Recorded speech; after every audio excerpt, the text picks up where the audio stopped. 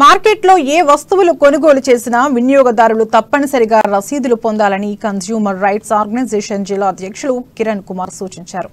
ఆదిలాబాద్ జిల్లా కేంద్రంలోని ప్రెస్ క్లబ్లో ఏర్పాటు చేసిన మీడియా సమావేశంలో ఆయన మాట్లాడారు.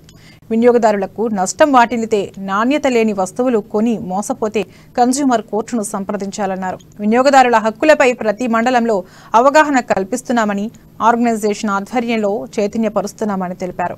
ఈ నెల 24న కరీంనగర్లో నిర్వహించే తలపెట్టిన కార్యక్రమానికి జిల్లా కమిటీ సభ్యులు అధిక సంఖ్యలో పాల్గొనాలని కోరారు. జాతీయ వినియోగదారుల దినోత్సవం సందర్భంగా ఆదిలాబాద్ నుండి రేపు కరీంనగర్కి మా జిల్లా కమిటీ తరపున ప్రతి ఒక్కరూ మేము ఇక్కడ నుంచి అక్కడ కార్యక్రమం సెలబ్రేట్ చేయడానికి అందరము కన్స్యూమర్ రైట్స్ ఆర్గనైజేషన్ జిల్లా కమిటీ నుంచి వెళ్ళబోతున్నాము.